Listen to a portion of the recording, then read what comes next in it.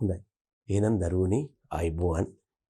අපි අද ආරම්භ කරන්න යන්නේ අපොස උසස් පෙළ අධ්‍යයන උත්සාහික පත්‍ර උසස් පෙළ කෘෂි විද්‍යාව විෂය නිර්දේශයේ පවතින අපේ 4 වන ඒකකයේ හෙවත් ශාක පෝෂණය මේකට සමහරු කියනවා පොහොර කියලා මේ ඒකකයේ හමු වන 7 වෙනි පාඩම.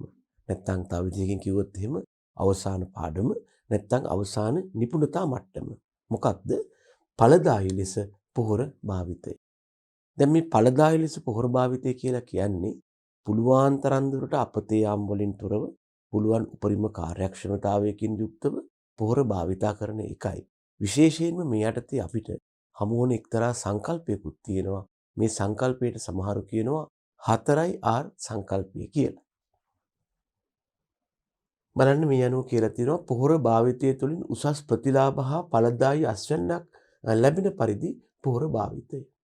එතකොට මේ අර්ථය අපි යොදා ගන්න සංකල්පය තමයි මම අර මතක් කළේ මොකක්ද මේ 4R සංකල්පය කියලා. එතකොට දැනගන්න මේ අපි වගාවකට පොහොර යෙදීමක් කරන්නේ ස්වභාවිකව පසේ පවතින පෝෂක භෝගීට ප්‍රමාණවත් නැහැ. එතකොට මේ ස්වභාවිකව දැන් අපි කෘෂිකාර්මික පරිසර පද්ධතියක් වෙනුවට කතා කළොත් එහෙම ස්වභාවික පරිසර පද්ධතියක් හෙවත් වනාන්තරයක් පිළිබඳව වනාන්තරයක මේ ගැටලුව නැහැ. පරිසරයෙන් පෝෂක ලබා ගන්නවා වනාන්තර ශාක වර්ධනය වෙනවා ආපහු ඒ ලබාගත් පෝෂක පරිසරයට හෝ පසට මුදා හරිනවා. මේකට අපි කියනවා පූර්ණ චක්‍රීකරණ ක්‍රියාවක් කියලා. අපි ගත්තොත් දැන් ස්වභාවික හේවත් වනාන්තර පරිසර පද්ධතියක්. ඕකේ තියෙන මේ වගේ තත්වයක් නේ දරුවෝ. මේ තියෙන පොළොව මට්ටම නම් අපි කතා කළොත් ස්වභාවික පරිසර පද්ධතියක් ගැන මොකද වෙන්නේ? ඊතර නොයෙකුත් ශාක වගා කරලා තියෙනවා. ස්වභාවික පරිසර පද්ධතියක නොයෙකුත් ශාක වගා කරලා තියෙනවා. ඒවා පසෙන් විවිධ පෝෂක ලබා ගන්නවා. ලබාගෙන වර්ධනය වෙලා සම්පූර්ණ ශාකයේ ආපහු දි รา පත් වෙනවා පසේදී. ඒ නිසා මේ වගේ ස්වභාවික පරිසර පද්ධතියක අපට ද්‍රව්‍ය චක්‍රීකරණයක් හම්බ වෙනවා. ගන්න ද්‍රව්‍ය ආපහු ලබා දීමක් කරනවා. ඒ නිසා මේකට කවුරුත් පිටින් දායක වෙන්න ඕනේ නැහැ. නමුත් අපි ගත්තොත් එහෙම දරුවනේ කෘත්‍රිම පරිසර පද්ධතියක්. එහෙම නැත්නම් අපි කියමු වනාන්තරයක් කියලා. මේ වනාන්තරයක් වගේ කෘත්‍රිම නැත්නම් මිනිසා විසින් නිර්මාණය කරපු පරිසර පද්ධතියක ඇත්තෙන්ම හමු වෙන්නේ ස්වභාවික පරිසර පද්ධතියක වගේ ඉන්න පුළුවන් නැත්නම් ඉන්න ඕන හොඳම ශාකය නොවෙන්න පුළුවන්. දැන් මෙතන ඉන්න පුළුවන් හා ඉන්න ඕන හොඳම ශාකය කියන්නේ මේ පවතින පෝෂක තත්ත්වයටදී හොඳටම ඉන්න පුළුවන් එක් කියන. නමුත් මෙතන හමු වෙන්නේ එහෙම ඉන්න පුළුවන් හා ඉන්න ඕනෙම අය නෙමෙයි අපි හිතනවා මෙතන ඉන්න ඕනේ මෙන්න මෙයා කියලා. අපිට ආර්ථික ආශ්‍රයයක් වැඩි ලාභයක් ලැබෙන්නේ කවුද? අපි හිතනවා එයා තමයි මෙතන ඉන්න ඕන කියලා.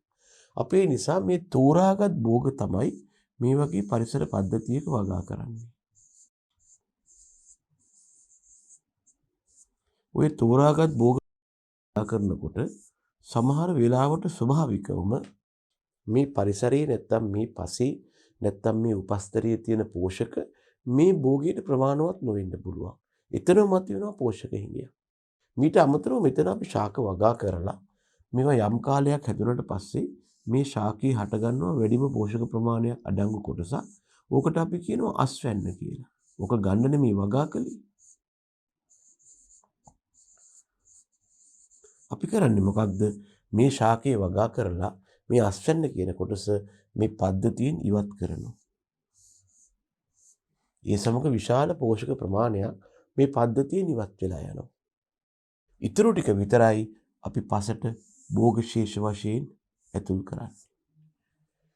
මේ වගේ අස්වැන්න විදිහට පෝෂක ඉවත් වේගන යන නිසා මෙතන ස්වභාවික පෝෂක චක්‍රීකරණ ක්‍රියාව හරියට සිද්ධ වෙන්නේ නැහැ.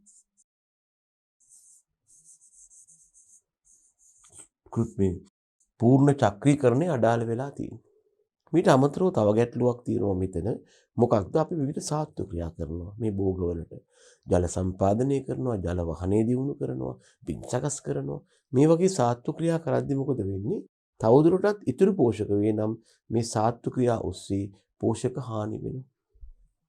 එතකොට මේ විදිහට අපි ස්වභාවිකව තියෙන පෝෂක යටතේ වගා කළ හැකි හොඳම භෝගිය නෙමෙයි වගා කරන්නේ.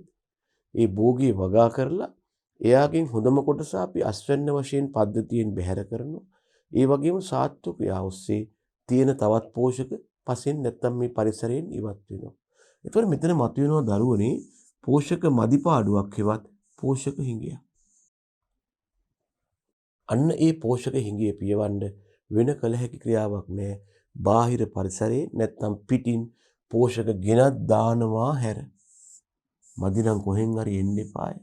අන්න ඒ විදිහට බාහිර පරිසරයෙන් හෙවත් පිටින් පෝෂක ගෙනත් දාන ආකාරවලට තමයි අපි කියන්නේ පොහොර කියලා. යම් භෝගයකට අත්‍යවශ්‍ය පෝෂක එකක් කීපයක් හෝ සියල්ලම යෙදීම සඳහා බාහිරින් එකතු කරන ද්‍රව්‍යයක් පොහොරක් කියලා සලකන්න පුළුවන්. එතකොට මේ පොහොර කියන જાතියේ සංයුතිය නැත්තම් මේවා ඉදි කරපු නැත්තම් බිහි වුණු ආකාරය මත අපි මේක අපේ භාවිතයට ආකාර තුනකට බෙදා ගන්නවා. ඓන්ද්‍රිය හේවත් ශාක හා සත්ත්ව සම්භවයක් සහිත ද්‍රව්‍ය කාබනික පොහොර වෙනවා. එහෙම නෙමෙයි බොහෝ විට වාණිජ මට්ටමින් නිපදවන අකාබනික සංයුතියක් සහිත ද්‍රව්‍ය රසායනික හේවත් අකාබනික පොහොර වෙනවා. එහෙම නෙවෙයි. පස හෝ ශාක මුල් හෝ බීජාශ්‍රිතව යොදන ක්ෂුද්‍ර ජීවීන් නැත්නම් සජීවී ක්ෂුද්‍ර ජීවීන් අඩංගු ද්‍රව්‍ය වලට අපිට කියත හැකි ජෛව පොහොර කියලා. බයෝ ෆර්ටිලයිසර් කියලා.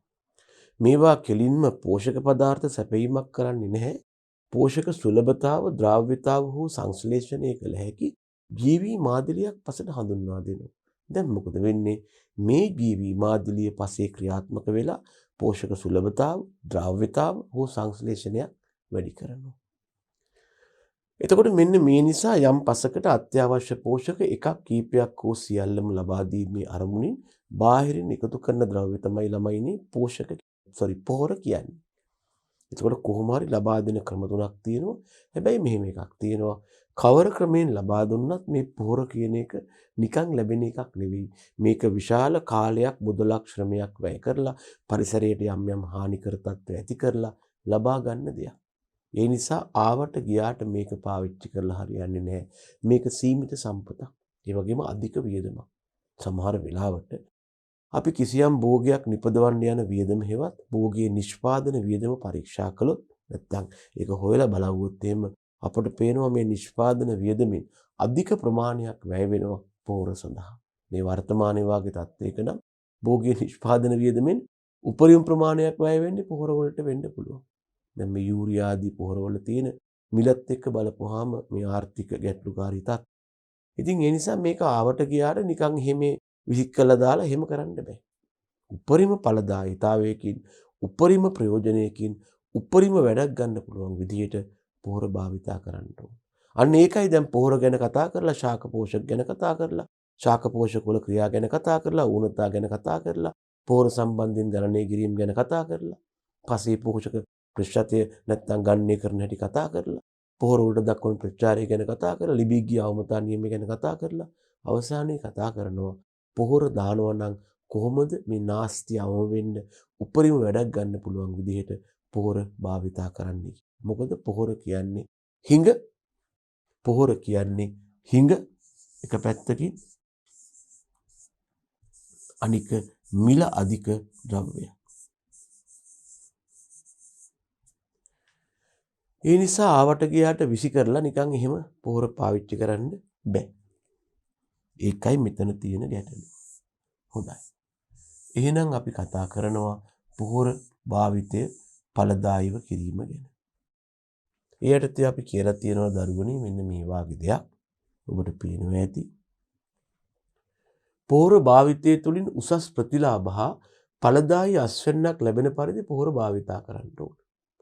මෙන්න මේ යටතේ අපට හමු වන සංකල්පයක් තමයි මේ 4R සංකල්පය. මෙතන 4R කියලා කියන්නේ හරි දේවල් හෙවත් නිවැරදි දේවල් හෙවත් හරි නැත්තම් නිවැරදි එහෙම නැත්තම් රයිට් හරි වලට කියන්නේ රයිට් කියලානේ. රයිට් දේවල් 4ක් තියෙන්න ඕන. රයිට් 4ක් තියෙන හන්දයි මේකට අපි 4R කියලා කියන්නේ. මොනවද ඵලදායීව පොහොර භාවිතයේදී මේ රයිට් වෙන්න ඕනේ, හරි වෙන්න ඕන දේවල් 4. පළවෙනි රයිට් වෙන්න ඕන දේ තමයි ළමයෝ රයිට් ටයිම්. රයිට් කියන්නේ හරි, ටයිම් කියන්නේ මොකද්ද? කාලය. ඔයාට ඕන වෙලාවට නෙමෙයි, භෝගයට නිවැරදි වෙලාවට, භෝගයට අවශ්‍ය වෙලාවටයි පොහොර දාන්න ඕන. නිවාඩු දවසට එහෙම කතාවක් නෙවෙයි. දෙවෙනි එක තමයි රයිට් ප්ලේස්. පොහොර දාන ස්ථානයක් ගැන කතා කරනවා. පසකට පොහොර දානකොට ශාකයට උරා ගන්න පුළුවන් විදිහට මේ කියලා තියෙනවා වගා ශේෂ්ත්‍රයේ නියමිත ස්ථානයට. ඒ කියන්නේ භෝග ශාක වලට උරා ගන්න පුළුවන් විදිහට. දැන් ළමයෝ ශාකයක මුල් තියෙනවා නම් මේ තියෙන ශාකයක කඳ, මෙන්න ශාකයක මුල මෙතනින් ඉවර නම් ඔයා මේ හරියට පොහොර දාන්න ඕන උරා ගන්න පුළුවන් විදිහට. ඉතා දුර බැහැරින් පොහොර දැම්මට උරා ගන්න බැරි වෙනවා. ඒක නිකම් ඔයාගේ පොහොර අපතේ යාමක්. ඵලදායී භාවිතයක් නෙවෙයි. තුන්වෙනි එක තමයි රයිට් සෝස්. ඔයා පොහොර ලබා ගැනීමට, පොහොර නිපදවීමට නිවැරදි ප්‍රභවයන් භාවිතා කරන්න ඕන. ඒ කියන්නේ ඔයා වැරදි අමුද්‍රව්‍ය යොදාගත්තොත් ඒ අමුද්‍රව්‍ය වල තියෙන හානිකර ද්‍රව්‍යයන්, විෂ සංඝටක ඔයාගේ පොහොරට ඇතුල් වෙලා ශාකයට හානි කරයි. උදාහරණ කැඩ්මියම්, ලෙඩ් නැත්නම් ඊයා මේ වගේ විෂ වර්ග තිබුණොත් ඒවා ශාකයට උරාගෙන ඒවා ආහාර මගින් ඒවා පරිභෝජනය කරන මිනිසුන්ගේ දේහගත වෙන්න පුළුවන්. එහෙම නැත්නම් ඔයා අධික පලිබෝධ ඉන්න, අධික වල්පලයට තියෙන අමුද්‍රව්‍ය වලින් පොහොර ලබා ගත්තා. ලබාගෙන හරියට සකස් කළේ නැහැ. ප්‍රතිඵලය වුණේ මොකක්ද? අනවශ්‍ය විදිහට මේ රෝග පලිබෝධ හානි නැත්නම් විෂ සංඝටක වගාවට ඔයා පොහොර දානවා කියලා හඳුන්වනවා දුන්නා. එහෙම නැත්නම් ඔයා පොහොර යොදා ගැනීමට යම් තැනකින් යම් ද්‍රව්‍යයක් ගත්තා, උදාහරණයක් වශයෙන් ලබා ගත්තා. ඒ ලබා ගැනීම නිසා ඔයා පුද්ගලිකව භෝග වගාව මගින් යම් අස්වැන්නක් සාක්කු විදා ගන්නවා ඇති, යම් ආදායමක් සාක්කු විදා ගන්නවා ඇති. නමුත් ඔබ ඒ අස්වැන්න ලබා ගන්න පොහොර ලබා ගැනීම නිසා පරිසරයේ ඊට වඩා විශාල හානියක් පරිසරයට සිද්ධ වුණා. ඒ නිසා අපිට තනි ගොවියෙක් වශයෙන්, තනි කෘෂි නිෂ්පාදකයෙක් වශයෙන් අපේ ආදායම, වියදම, ලාභය ගැන කතා කරනවා වගේම මේ ලබා ගන්න අමුද්‍රව්‍ය මගින් කොතරම් පරිසර හානියක් වුණාද? ඔකට සමහරු කියනවා ළමයෝ පාරිසරික පිරිවැය කියලා. ඔකට සමහරු කියනවා ළමයි පාරිසරික පිරිවැය කියලා.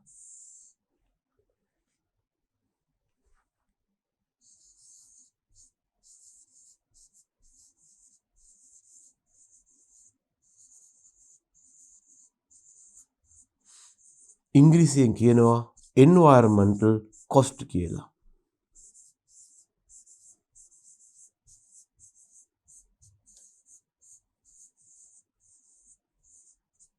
මෙන්න මේක අනිවාර්යෙන්ම සලකා බැලිය යුතුයි.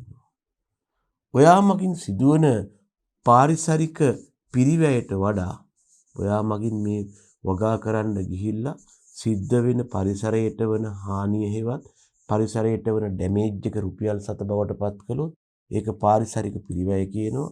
ඒකට වඩා ඔයාට වගාවෙන් ලැබෙන ප්‍රතිලාභ වැඩි වෙන්න ඕන. මතක තියාගන්න හැබැයි ඉතින් මෙහෙම එකක් තියෙනවා. පාරිසරික පිරිවැයකින් තොරව අපට කටයුතු කරන්න බෑ. අපි ඕනම කෘෂිකාර්මිකෝ වෙනත් කර්මාන්තයක් තුළ කටයුතු කරද්දී පරිසරයට යම් ඩැමේජ් එකක්, හානියක් වෙනවා. හැබැයි අපිට පුළුවන් අලුතෙන් තියෙන මිනුම් දඬු භාවිතා කරලා, නූතන මිනුම් දඬු භාවිතා කරලා මේ පරිසරයට වෙන හානිය හේවත් පිරිවැය රුපියල් 7 බවට පත් කරන්න. එහෙම රුපියල් 7 බවට පත් කරපුවාම ඒකට යන වියදමට වඩා මේ ව්‍යාපෘතිය, මේ ක්‍රියාවලිය මගින් ලැබෙන ලාභේ වැඩි නම් අපි ඒකට හිතා බලන්න ඕන, එක කරන්න පුළුවන්. එහෙම නැත්නම් ඒක තේරුමක්වත් නැහැ කතා කරලා. ඉතින් ඔන්න ඔය අපේ නිවැරදි ප්‍රභාවය, රයිට් සෝස් එක ගත්තාම මේ පරිසරයට වන හානිය අවම වන ආකාරය එකක් වෙන්නත් උන මේ වගාවට විෂවීම, වගාවට රෝගපලිබෝධ හානිය ඇතුල් වීම වගේම මේ නිවැරදි ප්‍රභවයන් කියන පදයේ තුල තියෙනවා දරුවනේ මේ පාරිසරික හානිය අවම වීම ගැන. ඒක හොඳට මතක තියාගන්න. එහෙම නැත්නම් ඔයා ඊටාම ආත්මార్థකාමී ආකාරයෙන් ඔබගේ අස්වැන්න ගැන විතරක් හොයලා පරිසරයට කුමක් වුණත් කමක් නැහැ කියලා එහෙම වැඩ නොකළ යුතුයි. ළමයෝ ඊළඟ එක තමයි right rate. මේකට අපි කියනවා නිවැරදි ප්‍රමාණය කියලා. ඔබ දන්නවා යම් භෝගයකට නිවැරදි ප්‍රමාණයට වඩා අඩුවෙන් පොහොර දැම්මොත් ඌනතා ලක්ෂණ මතුවෙනවා.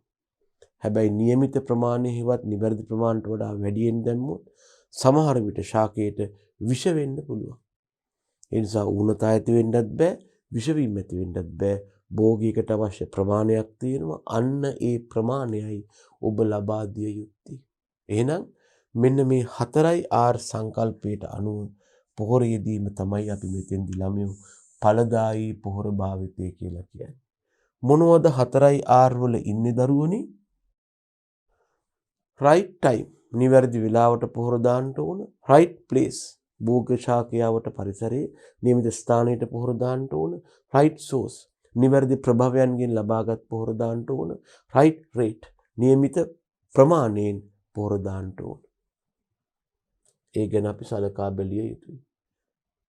මෙන්න මේ අනුව අපිට කියන්න පුළුවන් ඵලදායී පොහොර යෙදීම කියලා කියන්නේ අපිට අර්ධදැක්වීමක් ගොඩනගන්න පුළුවන් යම් භෝගයක් සඳහා નિયમિત නිර්දේශිත අවස්ථාවේදී පසේ හෝ භෝගයේ નિયમિત ස්ථානයට નિયમિત ප්‍රභවයන්ගෙන් ලබාගත් හෝ નિયમિત ක්‍රමයට නිපද වූ පොහොර નિયમિત ප්‍රමාණයෙන් භාවිතා කරන එක. එහෙනම් අපි කතා කරනවා ටයිම් එකක් ගැන right නිර්දේශිත වූ නිවැරදි. අපි කතා කරනවා right place එකක් ගැන. අපි කතා කරනවා right source එකක් ගැන ප්‍රභවය කියන එකයි. අපි කතා කරනවා right ප්‍රමාණයක් හෙවත් rate එකක් ගැන. එහෙනම් අපි ඵලදායී පොහොර භාවිතය කරද්දී ඉබේම 4R ක්‍රමයට ඇවිල්ලා තියෙනවා. ඉතින් දරුවනේ තව එකක් තියෙනවා. අපි යම් වගාවකට ඵලදායීව පොහොර භාවිතා කළාද කියන එක අපිට ඉලක්කම් වලින් සංඛ්‍යාත්මකව නැත්නම් ප්‍රමාණාත්මකව මනින්න පුළුවන්.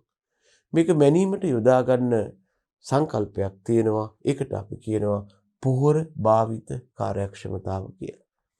අපි 4R ක්‍රමයට පොහොර යොදාගත්තද කියන එක මැනීමට භාවිතා කරන සංකල්පය තමයි පොහොර භාවිත කාර්යක්ෂමතාව කියන්නේ.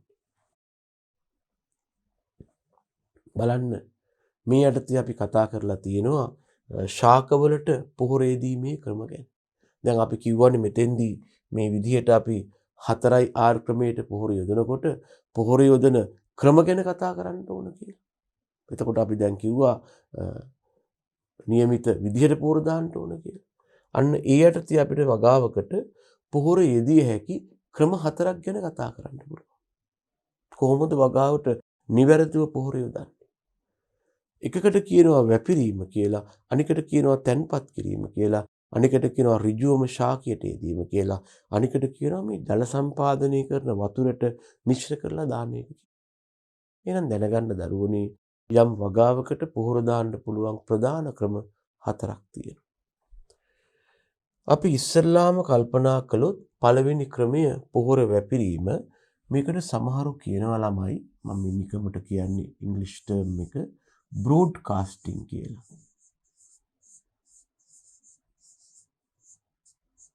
මේකට අපි සමහරු කියනවා බ්‍රෝඩ්කාස්ටිං කියලා. ඒ කියන්නේ අපි බිම සකස් කරලා ශේෂ්ත්‍රයේ භෝග සිටුවීමට පෙර මෙන්න මේකත් පොඩ්ඩක් දැනගන්න. ශේෂ්ත්‍රයේ භෝග සිටුවීමට පෙර හෝ පසු අහඹු ලෙස පොහොර ඉහින. දැන් මේ වැපිරීම කියලා කියන්නේ නිකන් පොහොර ඉහින එක තමයි. මේ පොහොර ඉහින අවස්ථා දෙකක් ගැන මෙතන කියනවා. භෝගයේ හිටවන්න ඉස්සෙල්ලා පොහොර දාන්න පුළුවන්. භෝගයේ හිටෙව්වට පස්සේ පොහොර දාන්න පුළුවන්. මම මෙතෙන්දි පොඩි දෙයක් ඔබට කියලා දෙන්නම් තව දෙයක්. යම් භෝගයකට පොහොර යොදන්නේ කොයි වෙලාවේද හෙවත් පොහොර යොදන අවස්ථා දෙකක් අපිට හම්බ වෙනවා ප්‍රධාන වශයෙන්. ඒ අවස්ථා දෙක මත අපි මේ පොහොර යෙදීම් ආකාර දෙකකට බෙදනවා. වගාවකට පොහොර යෙදීමේ ප්‍රධාන අවස්ථා දෙකක් තියෙනවා. මේකෙන් පළවෙනි එකට අපි කියනවා මූලික පොහොර යෙදීම කියලා. මේකෙන් පළවෙනි එකට අපි කියනවා මූලික පොහොර යෙදීම කියලා. මේකට ළමයෝ සමහරු ඉංග්‍රීසියෙන් කියනවා බේසල් ඩ්‍රෙසින් කියලා. බේසල් කියන්නේ මූලික කියන එකනේ. ඩ්‍රෙසින් කියන්නේ ඇප්ලයි කරනවා. දැනගන්න මේ අනුව මූලික පොහොර යෙදීම කියන්නේ යම් භෝගයක් සඳහා බිම් සකස් කිරීමේදී හෝ භෝග සංස්ථාපනය සමග ඒ කියන්නේ භෝග සංස්ථාපනය කරනවත් එක්කම පොහොර යෙදීමයි. උදාහරණයක් තමයි වී වගාවේ මඩ පොහොර මිශ්‍රණය. මේකට වී වගාවේ මඩ පොහොර කියන්නේ වී වගාවේ බිම් සැකසීම හෙවත් මඩ බිම් සැකසීම ඉවර කරලා වී භෝගය ශේෂ්ත්‍රයේ හිටවනවත් එක්කම මේ පොහොර වර්ගයේ මඩට දානවා. එහෙනම් ඒකට අපි කියනවා මඩ පොහොර කියලා. ඒක යොදන්නේ භෝගීය සංස්ථාපනයත් සමග නැත්නම් බිම් සැකසීමත් සමග නිසා ඒකට අපි කියනවා බේසල් ඩ්‍රෙසින් හෙවත් මූලික පොහොර යෙදීම කියලා. ළමයි වගාවකට පොහොර යෙදිය හැකි දෙවන අවස්ථාවක් හම්බ වෙනවා. වගාවකට පොහොර යෙදිය හැකි දෙවන අවස්ථාවක් හම්බ වෙනවා. මේකට අපි කියනවා මතු පිට පොහොර යෙදීම හෙවත් මේකට අපි කියනවා මතු පිට පොහොර යෙදීම හෙවත්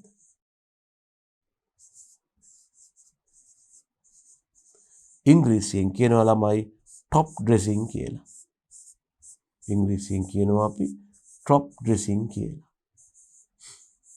ඒ කියන්නේ යම් ශේෂ්ත්‍රයක භෝගයේ වගා කිරීමෙන් පසු තවදුරටත් යොදන පොහොර වර්ග. දැන් උදාහරණයක් වී වගාවේ බිම් සකස් කරන අවස්ථාවේ නැත්නම් පැල හිටවන හෝ වපුරන අවස්ථාවේ ඒ එක්කම මඩ පොහොර කියන මූලික පොහොර වර්ගය හිනවා. ඉහළ ගොයම් ශාකයේ වගා කරලා ටිකක් කල හැදුනට පස්සේ ඕකේ වර්ධක අවධියේ මොකද පඳුරු දැමීම ආශ්‍රිතව මොකද කරන්නේ? අපි යූරියා හිනවා. හැබැයි මේ වෙනකොට ශේෂ්ත්‍රයේ භෝගය හදලා නැත්නම් සංස්ථාපනය කරලා ඉවරයි. ඉතින් මෙන්න මේ විදිහට යම් ශේෂ්ත්‍රයක භෝගයක් සංස්ථාපනය කිරීමෙන් පසු පස මතට හෝ ශේෂ්ත්‍රයට යොදන පොහොර වලට අපි කියනවා টপ ඩ්‍රෙසින් හෙවත් මතු පිට පොහොර කියලා. ඒව දාන්නේ භෝගය හැදුවට පස්සේ. ඒ වගේම මේකේ තියෙනවා මම නිකන් කියන්නේ ගොයම් ශාකයේ විශේෂ අවස්ථාවක් තියෙනවා. අපි එකට කියනවා මේ බණ්ඩි අවස්ථාව නැත්නම් බූටින් ස්ටේජ්. නැත්නම් ඒ ආශ්‍රිතව ඊට කලින් නිවැරදි අවස්ථාවක් තියෙනවා. පුෂ්ප මූලාකෘති විභේදනය නැත්නම් අපි ඉංග්‍රීසියෙන් කියනවා පැනිකල් ඉනිෂියේෂන් කියලා. අනේ පුෂ්ප මූලාකෘති විභේදනය කියන අවස්ථාවේ හරිනම් අපි වී වගාවට යොදන පොහොරක් තියෙනවා. ඕකට අපි කියනවා TDM නැත්නම් බණ්ඩි පොහොර නැත්නම් TDM කියන්නේ টপ ඩ්‍රෙසින් මැනුව කියන එකයි. හරිද? TDM පොහොර කියලා වට කියන්නේ ඒකනේ. টপ ඩ්‍රෙසින් මැනුව. টপ ඩ්‍රෙසින් යටතේ යොදා ගන්න එක්කෙනෙක්. හරි මං නිකන් පොඩ්ඩක් බාහිර දෙයක් කතා කළේ. මේ අපි කතා කළේ වගාවකට පොහොර දාන්නේ කොයි වෙලාවටද කියන එක. ඉතින් කොයි වෙලාවෙ හරි කමක් නැහැ. පොහොර යෙදීමේ ක්‍රම දෙකක් තිබුණා යොදන අවස්ථාව මත. මූලික පොහොර යෙදීම බිම් සැකසීම හෝ පැල සිටුවීමට සමාන්තරව. අනික තමයි මතු පිට පොහොර යෙදීම. යම් ශේෂ්ත්‍රයක භෝග සංස්ථාපනය කළාට පස්සේ යොදන පොහොර. ඒ වගේම අපි කතා කළා මේ පොහොර වැපිරීම කියලා කියන්නේ වගාවකට පොහොර යෙදීමේ ප්‍රධාන පළවෙනි ක්‍රමය. මේදී අපි කරන්නේ බිම් සකස් කරලා හෝ භෝග හිටෙව්වට පස්සේ. දැන් බිම් සකස් කළා භෝග හිටවීමට පෙර දාන එකට අපිට කියත හැකි මතු පිට පොහොරක් කියලා.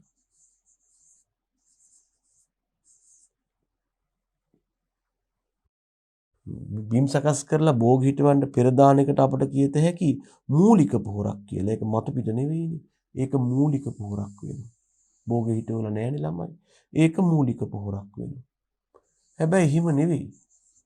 බිම් සකස් කළාට පස්සේ අපි පසට හිනවා නම් ඒවා මතු පිට පොහොර වෙනවා.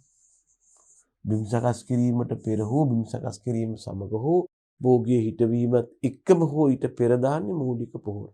භෝගයේ හිටෙව්වට පස්සේ දාන ඒවා මතු පිට පොහොර වෙනවා.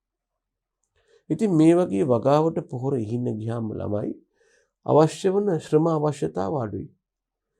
එක මිනිස්සෙක් හිටියාම එයාට පුළුවන් මොකක් හරි භාජනයකට පොහොර ටික දාලා වගාවට ඉහගෙන යන්න ගැටලුවක් නැහැ. ඒ වගේම වඩා ඉක්මන්. එක මිනිහෙකුට දවසකට වැඩි වර්ගඵලයකට මේ ආකාරයෙන් පොහොර ඉහින්න පුළුවන්. තුන්වෙනුව මෙහෙම පොහොර දැම්මට පස්සේ අපි වගාවට පොහොර ඉහලා පස බුරුල් කරන්න ගියේ නැත්නම් පසට සිද්ධ වෙන්නේ අවම හානියක්. අමතක කරන්න එපා. බොහෝ විට පොහොරේදීම ආශ්‍රිතව අපි පස බුරුල් කරන්න ගියොත් soil disturbance එකක් එවත් පසට බාධා වීමක් සිද්ධ වෙනවා. මේක ඊටාම හානිකරයි. ඉතින් අපි පොහොර ටික පස මතු පිටට ඉහලා නිකන් ඉන්නවා නම් පසේ ව්‍යුහයට බාධා කරන්නේ නැත්නම් මේ පොහොරේදී මගින් පසට සිදුවන්නේ අවම හානියක් වෙනවා. ඒ වගේම මේක විශේෂයෙන්ම බෑවුම් බිම් වලට ගැලපෙනවා. මොකද බෑවුම් බිම් වල අර වගේ පසට බුරුල් කරන්න ගියොත් එහෙම පාර්ශ්ව ඝාතනයක් සිද්ධ වෙනවා. නමුත් හුඟක් වෙලාවට බ්‍රෝඩ්කාස්ටිං හෙවත් මේ වගේ පසට පොහොර වැපිරීම හොවත් ඉසීමකදී පස බුරුල් කරන්නේ නැහැ. ඒ නිසා පාර්ශ්ව ඝාතනය අවම වෙනවා.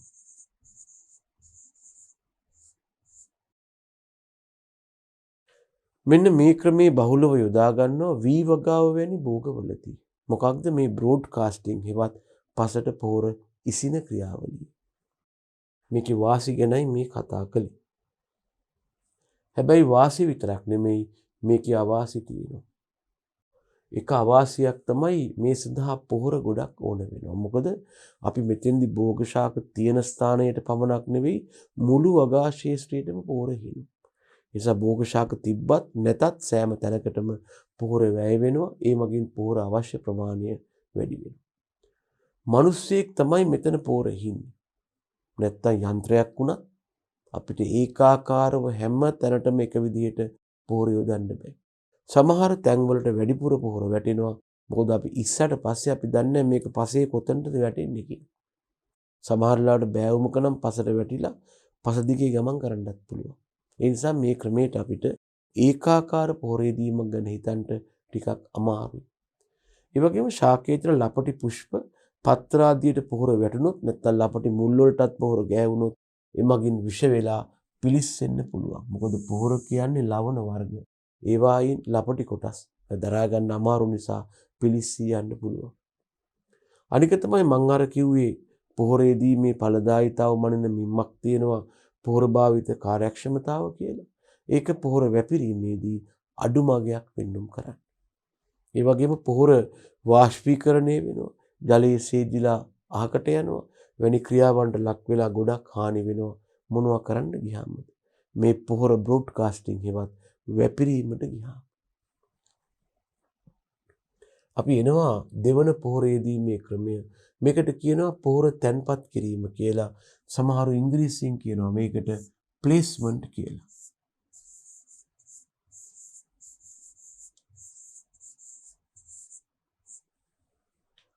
මෙතෙන්දි කරන්නේ අපි පේලියට වවන භෝගනම් පේලි අතර දුරින්ද පේලි අතරද දුරින් වවන බහුවාර්ෂික නම් උදාහරණයක් පොල් වගේ එක් එක් ශාකයකට වෙන වෙනම නොගැඹුරු කාණු කපලා පසේ පොහොර තැන්පත් කරනවා. තේරෙන භාෂාවෙන් කිව්වොත් පසේ පොහොර වලලනවා.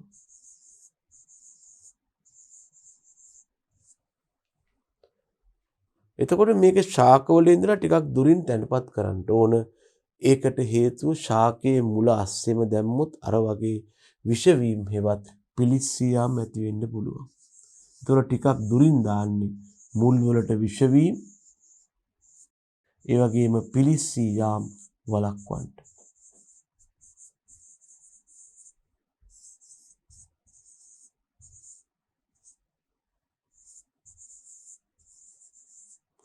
මුල් වල ඉඳලා ටිකක් දුරිනුයි මේදී පොහොර තැන්පත් කරන්නේ. හැබැයි මේක පොහොර වපුරනවට වඩා ටිකක් විතර සාර්ථකයි. පොහොර වපුරනවා කියන්නේ උඩට ඉහගෙන යන එකනේ.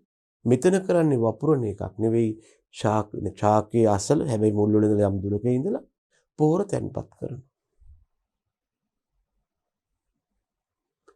ආකාර කීපයකින් පේලි දෙකක් අතර නැත්නම් භෝග පේලි දෙකක් අතර තැන්පත් කිරීම.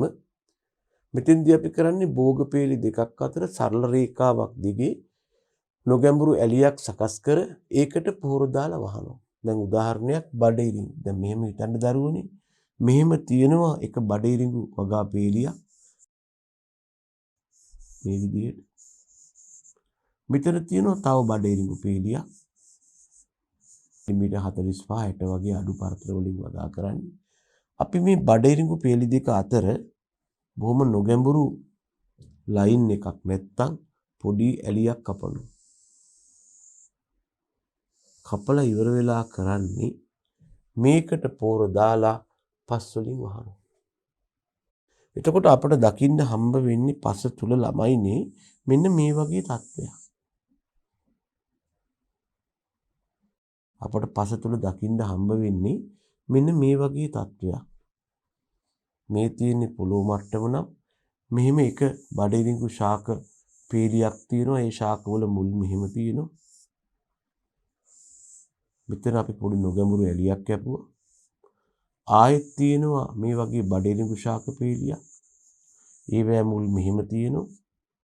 මෙන්න මේ ඇලියට අපි ඔය කියපු විදිහට පොහොර දානවා. පොහොර දාලා මේක නොගැඹුරු පස් තට්ටුවකින් මෙහෙම නොගැඹුරු පොහොර දාලා ඊළඟට මේක නොගැඹුරු පස් තට්ටුවකින් වහලා දානවා.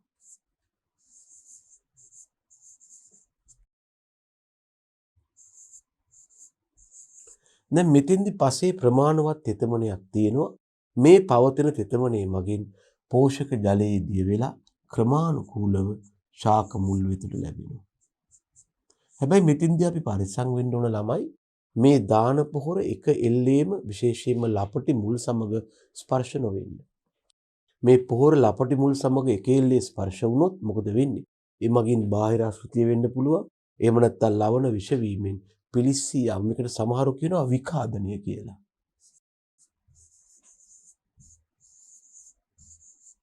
ඒ වගේ තත්ත්ව වැළැක්වෙන්නයි අපි වැඩ කරන්නේ. ඒක තමයි අපි මේ කිව්වේ ලයින් ඇප්ලිකේෂන් නැත්නම් සිංගල් ලයින් ඇප්ලිකේෂන් හෙවත් මේ වගේ තනි ලයින් එකක් හරි ගස්සලා රේඛාවක් හරි ගස්සලා ඒක දිගේ නොගැඹුරු ඇලියක් හදලා ඒකට පොහොර දාගෙන යනවා. දැන් අනික් පැත්තෙන් මෙහෙකුත් තියනවා මෙතන. දැන් මෙතන තව ලයින් එකක් වුණා මේ පැත්තෙන් හදලා ඇති. එතකොට ඒකටත් අර වගේම පොහොර දානවා. මෙතනත් ඔය එකක් හෙවත් වීලියක් ඇති. මේකටත් අර වගේම අපිට පුළුවන් පොහොර දාන්න.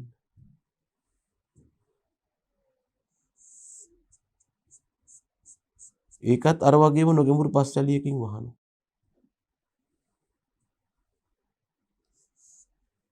එතකොට එකම බඩේරිඟු ශාකයේ මේකටත් එහෙමයි. දෙපැත්තකින් පෝෂක ලැබෙනවා. එතකොට මේ මගින් ඒකට ප්‍රමාණවත් ලැබෙනවා. අපි ඒකට අපි හිතන්න ඕනේ, අපි හදන්න ඕනේ බඩේරිඟු ශාකයට යෝග්‍ය පරතරයක් කෘෂිකර්ම දෙපාර්තමේන්තුව හෝ යම් බලධාරියෙක් නිර්දේශ කරලා තියෙනවා. ඒ පරතරයේ මත හෙක්ටයාරයකට හෝ එක ප්‍රදේශයකට දාන පොහොර ප්‍රමාණය ගණන් හදලා තියෙනවා. මේවා ආවට ගියාට කියන දේවල් නෙමෙයි. ඊටාම දැඩි පර්යේෂණ මගින් තමයි ඒගොල්ලෝ කියන්නේ මෙන්න මේ විදිහට පොහොර දාන්න කියලා. ඒතර ඒ ක්‍රමයට දාපුවාම අපි නිර්දේශිත ආකාරයෙන් දාපුවාම අපිට ගැටලුවක් නැහැ. මෙතන අපි රයිට් ටයිම් එකට දාන්න ඕන. බඩේරිඟු වලට පොහොර දාන්න පඳුරු දාන වෙලාවෙ නම් ඒ වෙලාවට දාන්න ඕන. ඒ වගේම රයිට් රේට් નિયમિત ප්‍රමාණයෙන් දාන්න ඕන. ඒ වගේම අපි දාන්න ඕන රයිට් රේට් කියන්නේ નિયમિત ප්‍රමාණයෙන්. ඒ වගේම අපි දාන්න ඕන නිවැරදි ප්‍රභවයන්ගෙන් ලබාගත් පොහොර. ඒ වගේම මෙන්න දාන ක්‍රමය. මෙන්න තව පොහොර දාන ක්‍රමයක් තියෙනවා. භෝගපේලි දෙකක් අතර තීරුවක් ආකාරයෙන් තැන්පත් කරනවා. මෙතෙන්දි තීරුව කියලා කියන්නේ ළමයි මේ ක්‍රමේම තමයි. මෙතන තීරුව කියලා කියන්නේ වඩා පළලින් වැඩි ඇලියක්. මෙතන පොහොර දාන්නේ පේලි විදිහට නෙමෙයි තීරුවක් විදිහට. අර වගේම ශේෂ්ත්‍රයේ තියෙනවා. ඒකේ අපි මෙන්න මෙහෙම ටිකක් ගැඹුරින් වැඩි පළලින් වැඩි කොටසක් හදනවා තීරුව කියලා. මෙතන තව භෝගයක් ඇති. මෙතනත් භෝගයක් ඇති. එතකොට මේකට පොහොර දාලා අර විදිහටම අපිට පුළුවන් නොගැඹුරු පස් තට්ටුවකින් වහන්න. හැබැයි මේක ලයින් එකක් හෙවත් පේඩියකට වඩා ඝනකමින් වැඩි. ඒකයි මේකට අපි තීරුවක් කියලා කියන්නේ. මේකේ පළල සමහරට ගැඹුරක් වැඩි. ඔය තියෙන්නේ දෙවන පොහොර වැළලීමේ ක්‍රමය තනි පේලියක් වශයෙන් කරන්න පුළුවන්. එහෙම නැත්නම් බෝක පේලි දෙක අතර තීරුවක් වශයෙන් කරන්නත් පුළුවන්. තුන්වෙනි ක්‍රමය තමයි කවාකාරව තැන්පත් කිරීම. වැඩි පරතරයකින් වගා කරන බහුවාර්ෂිකයන්ට යොදා ගන්න රබර් මේදී ශාකයේ ඉඳලා નિયમિત දුරකින් අපි කවාකාර ඇලියක් හදනවා. හදලා ඒකට පෝර දාලා වහනවා. මේක රබර් වලට වගේම පොල් වලටත් ඕනනම් පාවිච්චි කරන්න පුළුවන්. ඉස්සර කාලේ යොදාගත්තා. පොල් වලටත්. මොකක්ද කරන්නේ? මෙහෙම තියෙනවා නම් භෝග ශාකයේ මේ භෝග ශාකයේ નિયમિત දුරක් ඇරලා අපි ඒකට පස්සේ මේ වගේ නොගැඹුරු ඇලියක් කපනවා පස්සේ. මෙන්න මේ වගේ රවුමට කපනවා ළමයෝ නොගැඹුරු ඇලියක්. මේක දිගටම තියෙනවා ඈ. කොහොම කපනවා.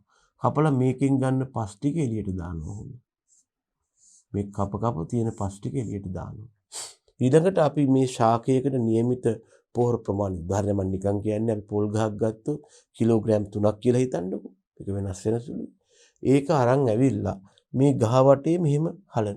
දැන් මේකේ ඇලියක් කපලා තියෙනවා. ඊළඟට මොකද කරන්නේ? මේක අර පස් වලින් ආපහු වහලා දානවා. ඔයාට වාෂ්පීකරණ හානිය ආදී වළක්වන්න ඕන නම් මේක වසුන් දාලා වහන්නත් පුළුවන්. එතකොට මේක මගින් අපිට ශාකයේ වටා රවුමට පෝර දානවා සර්කියුලර් ප්ලේස්මන්ට් කියලා සමහරු කියනවා. ඉතින් මේක පොල් වලට රබර් වලට කරනවා. බහුලව රබර් වලට කරනවා. ඊළඟට තව එකක් තියෙනවා මේ සෙමි සර්කියුලර් ප්ලේස්මන්ට් එකවත් අර්ධ කවාකාරව තැන්පත් කිරීම.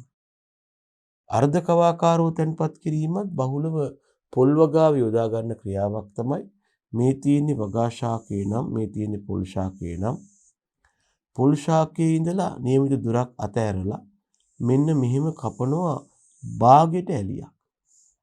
රවුමකින් භාගයයි මේ කපන්නේ මෙතන.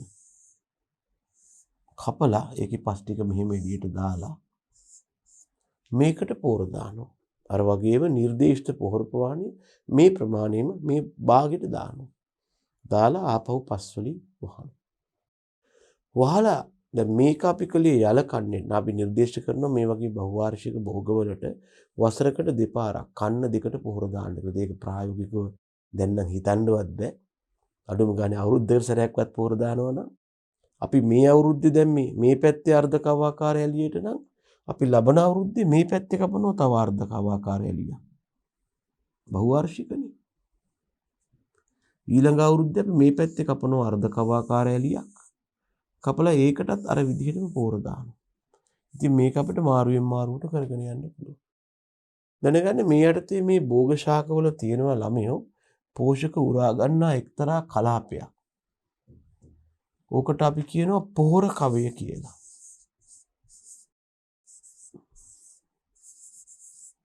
අපි පෝර දාන්න ඕන භෝග ශාකවල මේ පොහොර කවයට. දැන් මේ පොල් ගහක වැඩිපුරම නැත්නම් රබර් ගහක මුල් වැඩිපුරම ගමන් කරන මේ වගේ කලාපයක් තියෙනවා. මේකට තමයි අපි කියන්නේ මේ රබර් හෝ පොල් ගහේ පොහොර කවය කියලා. මේක අඩි 3ක් හරි කොච්චරක් හරි ගහේ මුලින් ඉඳන් ඈතට තියෙනවා. ඒතර ඒකේ තමයි වැඩිපුරම මේ ශාකයේ තියෙන ශෝෂක මුල් නැත්නම් ද්‍රව්‍ය උරා ගන්න මුල් තියෙන්නේ. අපි පොහොර දාන්න ඕනන්නේ අන්න ඒ ද්‍රව්‍ය උරා ගන්න මූල මණ්ඩල කලාපයට තමයි. හරිද? හොඳයි. අපි දැන් කතා කළා එහෙනම් පොහොර තැන්පත් වීම යටතේ තනි රේඛා හේවත් ලයින් වශයෙන් දාන්න පුළුවන්. එහෙම නැත්නම් පළල් ඇලි වශයෙන් දාන්න පුළුවන්. එහෙම නැත්නම් කවාකාරව දාන්න පුළුවන්. ඒ වගේම අර්ධ කවාකාරව දාන්න පුළුවන්. ඊළඟ ක්‍රමය තමයි ස්ථාන කීපයක තැන්පත් කිරීම. දැන් මෙතෙන්දි මුළු ශේෂ්ත්‍රයේටම ඒකාකාරව කවයන් කපන්න නැත්නම් ඇලි හදන්න ගියොත් ලොකු වියදමක් යනවා නම් අපි කරන්නේ දැන් භෝග ශේෂ්ත්‍රය මෙහෙම තියනවා කියලා හිතන්නකෝ. මේකත් හුඟක් වෙලාවට බහුවාර්ෂික වලට තමයි කරන්නේ. මෙහෙම භෝගයක් තියෙනවා, මෙහෙම භෝගයක් තියෙනවා. මෙහෙම භෝගයක් තියෙනවා, මෙහෙමත් එකක් තියෙනවා. මෙහෙම දිගටම ඉතින් භෝග ශාක වගා කරලා තියෙන වෙලාවක අපට මේවට ඇලි කපන්න නැත්නම් කවයන් කපන්න විශාල කාලයක් මුදලක් හා ශ්‍රමයක් වැය වෙනවා නම් මේක හොකට කරන බහුවාර්ෂික වලට අපි කරන්නේ ශේෂ්ත්‍රී යම් තැනක මේ වාගේ තැන් වල පොඩි වලවල් වගේ සකස් කරනවා. නොගැඹුරු වලවල් වගේ සකස් කරලා මේ වගේ වලක් සකස් කරනවා. මේකට පොහොර දාලා වහනවා. මෙතනත් ඔය වගේ වලක් වගේ සකස් කරනවා. මේකට පොහොර දාලා වහනවා. මෙන්න මේකට අපි කියනවා ස්ථාන කීපයක පොහොර තැන්පත් කිරීම කියලා. එතකොට මේ වලහෙවත් මේ ස්ථානයේ තැන්පත් කරපු පොහොර ටික මේ ශාක හතරට ලබා ගන්න පුළුවන්. කොයි ශාක හතරටද? මේ හතර දෙනාට ගන්න පුළුවන්. ඒ වගේම මේ දෙන්න මේකෙනුත් කොටසක් ගන්න. එතකොට අපි ඇලියක් කපනවා විතරවත් හැම ගහකටම රවුමක් හෝ රවුම් භාගයක් කපනවා විතරටවත් මේ ක්‍රමේදී අපිට වියදම් යන්නේ නැහැ. මෙතෙන්දි කියනවා මුළු වගා ශේෂ්ත්‍රයටම ඒකාකාරව පොහොර දීමට යාමේදී අධික කාලයක් මුදලක් හා ශ්‍රමයක් වැය වෙනවා. ඒ නිසා අපි කරන්නේ මේ වගේම පාංශු කාදනයත් අධික නම් එතකොට දැන් මේක ඇලිය කප්පුවම සෝදාපාලු වෙන්න පුළුවන්. තෝරාගත් ස්ථානවල මේ වගේ වලවල් කපලා පොහොර වලලනවා. අධික බෑවුම් ශේෂ්ත්‍රයන්ට තමයි මේකත් වඩා ගැලපෙන්නේ. හරිද? මේකත් වගාවකට පොහොර දීමේ ක්‍රමයක් වෙලා තියෙනවා. ඊළඟට කතා කරලා තියෙන ඔය පොහොර ප්ලේස්මන්ට් එකවත් තැන්පත් කිරීමේ තියෙන වාසි. මුළු ශේෂ්ත්‍රයටම ඒකාකාරව පොහොර ඉසීමක් කලේ නැති නිසා නැත්තම් පොහොර වැපිරීමක් කලේ නැති නිසා අවශ්‍ය වන පොහොර ප්‍රමාණය සාපේක්ෂව අඩු වෙනවා. ඒ වගේම පොහොර ගොඩක් නාස්ති වෙන්නේ නැහැ. බොන තැන් වලට විතරයි අපි පොහොර දාන්නේ. මුළු වගාවටම ඒකාකාරව දාන්නේ නැහැ. භෝගයේ වගා කළ ස්ථානයේ ශාකයේ මුල්වක් ගමන් කරන ආකාරය ආදී සලකා බලලා තමයි පොහොරේ දීමක් කළා තියෙන්නේ. ඒ වගේම අර කලින් කතා කරපු වැපිරීමට සාපේක්ෂව පොහොර වැඩි කාර්යක්ෂමතාවයකින් භාවිතා වෙලා තියෙනවා. ඒ වගේම ශාකයේ ලපටි කොටස්, ලපටි මුල්, එහෙම නැත්නම් පුෂ්ප පත්‍ර මේ ඵල ආදී සමග පොහොර ගැටිලා පිලිස්සී යාම ඒ වාගේ ගැටලු නැහැ. ඒ නිසා මේ වැපිරීමට වඩා මේ තැන්පත් කිරීම වඩා ඵලදායී බවයි පේන්නේ. හැබැයි මේකේ අවාසි තියෙනවා. අර අපි කිව්ව ඇලි නැත්තම් වලවල් අර කවයන් ආදී කපන්න මොකද වෙන්නේ? කාලය යනවා, මුදල් යනවා, ශ්‍රමය යනවා. අනික තමයි මේ වාගේ වලවල් කපපුවාම තැන් වල ඇලි හදපුවාම පස බාධාවටපත් වෙනවා. ඒ වගේම ශාකයේ මූලමණ්ඩල කලාපයට හානි සිද්ධ වෙනවා. ඉතින් ඒ නිසා මේකේ වාසි වගේම අවාසිත් තියෙනවා. ඒවා සලකා බලලා තමයි අපි තීරණය කරන්නේ. දැන් යොදන්නේ අපි පොහොර ඉහින නැත්තම් බ්‍රෝඩ්කාස්ටිංද නැත්තම් ප්ලේස්මන්ට් එකවත් වලලන එකද තැන්පත් කරන එකද. අපිට හම්බ වෙනවා වගාවකට පොහොර යෙදීමේ තුන්වන ක්‍රමය. ඒකට අපි කියනවා ඍජුවම ශාකයට යෙදීම. මොකද ඉංග්‍රීසියෙන් කියනවා සමහරු direct application කියලා.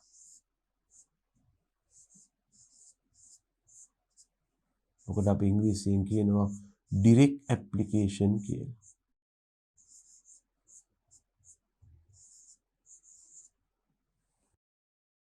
මොකක්ද කරලා තියෙන්නේ? මෙහිදී පොහොර තනුක ද්‍රාවණ විදිහට සකස් කරනවා.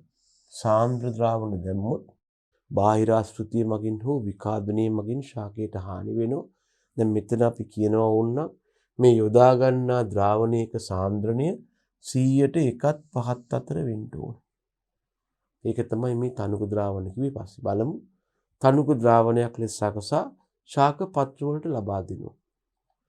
පසේ වන විශෝධනයේ අපදාවය, වාෂ්පීකරණයේ, තිරවීම වැනි හානි නැහැ, වඩා කාර්යක්ෂමයි. දැන් මෙතන දැන් දරුවනේ බලන්ට මෙතෙක් කතා කරපු පොහොර යෙදීමේ ක්‍රම දෙකේදීම මොනවද කතා කරපු පොහොර යෙදීමේ ක්‍රම දෙක? එක්ක පොහොර වැපිරීම, එහෙම නැත්නම් පසේ පොහොර තැන්පත් කිරීම. මේ ක්‍රම දෙකේදීම ශාකයට පොහොර ලබා දෙන්න, ශාකයට පෝෂක ලබා දෙන්න අපි අතරමැදියෙක් කරා ගමන් කරා. අතරමැදියෙක් කරා තමයි පොහොර දුන්නේ. කවුද මේ අතරමැදියා? පස. හිතන්න මේ තියෙන්නේ පොළොව මට්ටම. මේ තියෙන්නේ භෝග ශාකය. අපේ අවශ්‍යතාවය මෙන්න මේ භෝග ශාකයට පෝෂක ලබා දෙන්නේ. අපි මේ දක්වා කතා කරපු ක්‍රමවලින් කලේ මේ භෝග ශාකයට එකෙල්ලේ පෝෂක ලබා දෙනවා වෙනුවට පසට පෝෂක නැත්තම් පොහොර ලබා දුන්නා. පසට තමයි අපි පොහොර ලබා දුන්නේ. පසට පොහොර ලබා දීම යටතේ පසට පොහොර ඉස්සනම් අපි කිව්වා වැපිරීම කියලා. පසේ ටිකක් යට වල්ලෑවනම් අපි කිව්වා තැන්පත් කිරීම කියලා. වැපිරුවා වුණත් වලලෑවා වුණත් ඊළඟට මොකද වෙන්න ඕන? මේ පස හරහා ගමන් කරලා තමයි මේ පස කියන අතරමැදියා බ්‍රෝකර් හරහා තමයි ශාකයට පෝෂක ලැබෙන්නේ. මේ අතරමැදියේ කරහා යනකොට වැඩි ආකාරයක්ෂම වෙනවා. පසේදි තමයි අර කිව්ව නරක දේවල් වෙන්නේ. පොහොර වාෂ්පීකරණය වෙන්න පුළුවන්. අපදාවේ වෙන්න පුළුවන්. විශෝධනයේ මගින් හානි වෙන්න පුළුවන්. එහෙම නැත්නම් පසේ තියෙන කලිල වලට ස්ථිරව සවි වෙන්න හේවත් තිර වෙන්න පුළුවන්. අපි පොහොරේදීම යටතේ පසට පොහොර දාපුවාම පොහොර හේවත් පෝෂක වාෂ්පීකරණය වෙන්න පුළුවන්.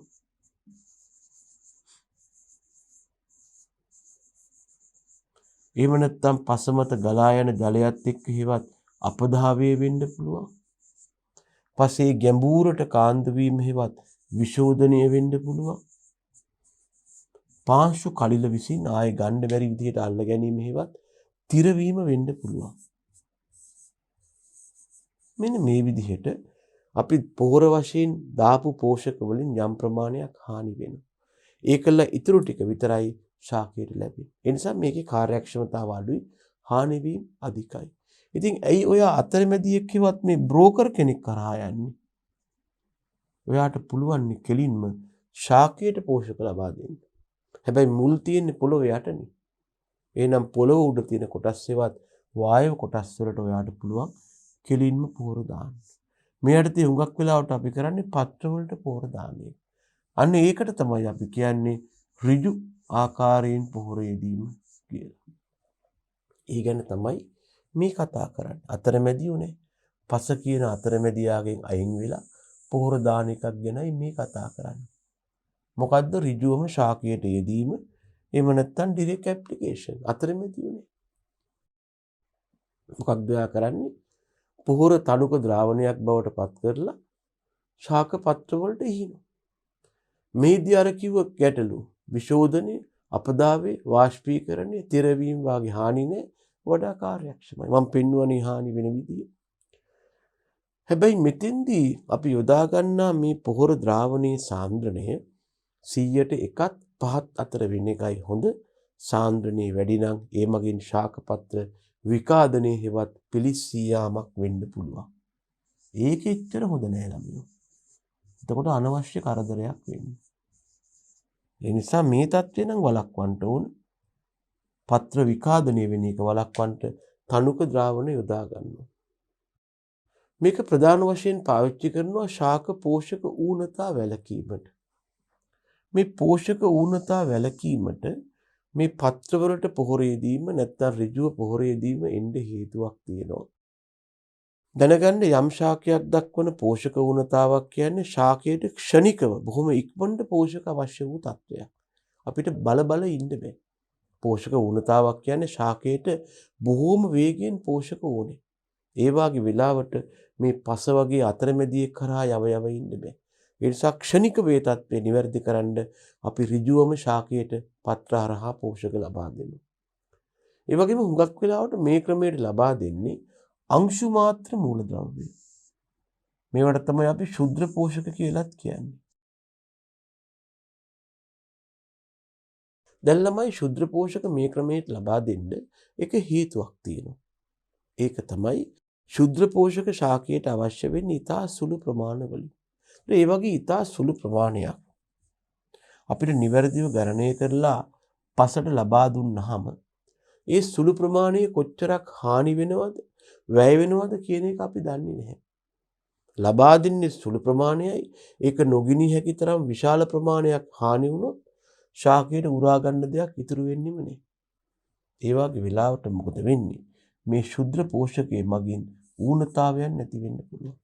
නැත්නම් ශුද්ධ පෝෂකයේ ඌනතාවයන් නැති වෙන්න පුළුවන්. ඔබට මතක ඇති අපි අර කලින් කතා කරපු ලිබිග්ගේ අවමතා නියමයේ යටතේ ශුද්ධ පෝෂකයක හෝ ඌනතාවක් ආවොත් මේකේ ප්‍රතිඵලය වෙන්නේ මොකක්ද? මහා පෝෂකයක් හරි ප්‍රමාණයෙන් තිබ්බත් උරා ගන්න බැරි වෙනවා. ඒ නිසා හරි වැදගත් වෙනවා අපට ශුද්ධ පෝෂකත් නියමිත ප්‍රමාණ වලින් ශාකවලට ලබා දෙන්න.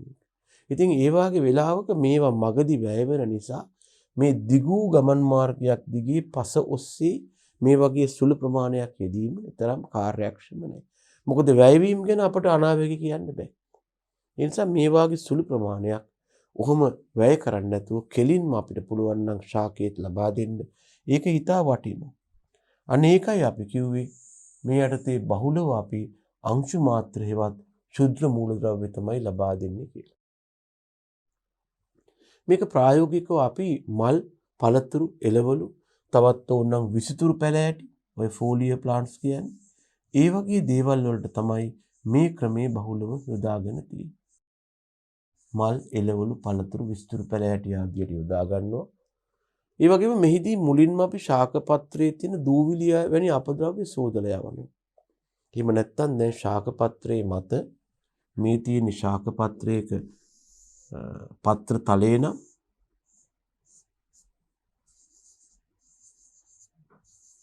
දැන් ළමයෝ මේක මත හිටියොත් හිතලා තිබුණොත් එහෙම දූවිලි තට්ටුවක්.